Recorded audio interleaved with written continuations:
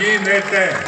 Και βεβαίως να πω και ένα μεγάλο ευχαριστώ που βλέπω εδώ και όλη την πλατεία να βλέπω μπροστά μου προέδρους, νυν προέδρους και υποψήφιους προέδρους και δημοτικούς άλλους, μάλλον τοπικούς υποψήφιους και δημοτικούς συμβούλους σήμερα στην περιοχή μας.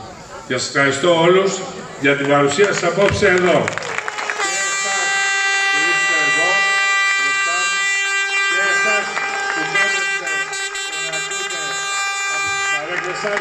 Τα μαγαζιά και αυτούς που είναι μέσα και βλέπουν ποδόσφαιρο. Σας ευχαριστώ πολύ. Πάμε για τη μεγάλη νίκη την Κυριακή της 8 του Οκτώβρη. Γεια σας!